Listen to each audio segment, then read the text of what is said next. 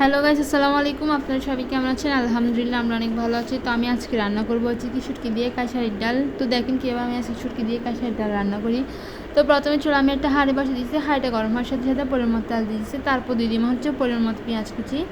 এবার পেঁয়াজ কুচি দেওয়ার পর হচ্ছে কি আমি একদম ভালো করে নেড়েছি, ভালোভাবে একদম নেড়েছি কিছুক্ষণ সময়ের জন্য আমি পেঁয়াজগুলো একটু ভালো করে কষিয়ে নিচ্ছি। তো দেখতেছেন আমি একদম পেঁয়াজগুলো ভালো করে নেড়েছি কষিয়ে নিচ্ছি। তো এবার হচ্ছে কি মোটামুটি পেঁয়াজগুলো একটু ভালোভাবে কষানো হয়ে আসছে। তো যখন কষানো হয়ে আসছে তখন আমি দিয়ে দেবো 1 টেবিল চামচ রসুন বাটা, তারপর দিয়ে দেবো 1 টেবিল চামচ আদা বাটা। তো দিয়ে দিলাম 1 টেবিল চামচ আদা রসুন বাটা। তো দেওয়ার পর আমি হচ্ছে পেঁয়াজের সাথে ভালো করে নেড়েছিলাম, ভালোভাবে মিশ্রণ করে নিলাম। এই তো দেখতেছেন ভালো করে নেড়েছিলাম, ভালোভাবে মিশ্রণ করে নিচ্ছি।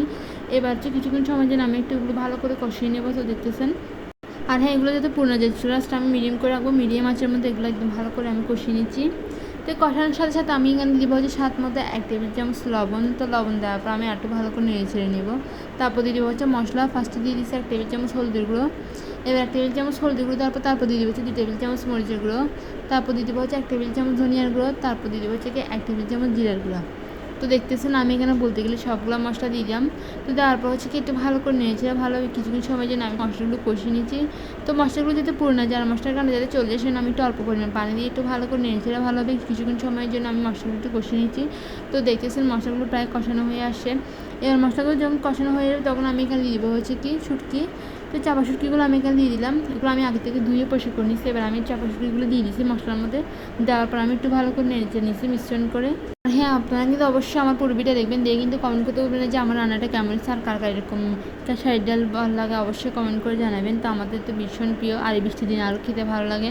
তো দেখতেছেন আমি একটু ভালো করে নেড়ে নিচ্ছি। তারপর হচ্ছে আমি এখানে দিয়ে দেবো হচ্ছে কি কাঁসারির ডালগুলো আমি এগুলো আগে দিয়ে পানি দিয়ে ভিজে রাখছি, কিছুক্ষণ ভিজে রাখার পর আমি কাঁসারির ডালগুলো আমি মশলার মধ্যে দিয়ে দিয়েছি, ভালো করে একদম ভালো করে নেড়ে নিচ্ছি।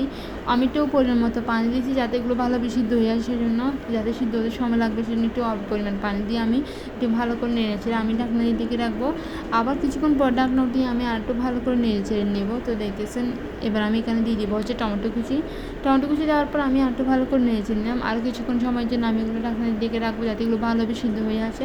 তারপর আপনাদেরকে আমার রান্নার ফাইনাল লুকটা দেখাবো। তো দেখতেছেন আমি আর একটু ভালো করে নেড়েছে নিয়েছি। অবশ্যই পুরো ভিডিও দেখে কিন্তু কমেন্ট করতে বলবেন যে আমার এই রান্নাটা কেমন, আর কার কার খেতে ভালো লাগে অবশ্যই কমেন্ট করে জানাবেন। তারপরে কিছুক্ষণ চুলার মধ্যে রেখে দিব, আস্তে আস্তে আমার রান্নাটা কমপ্লিট হয়ে আসবে।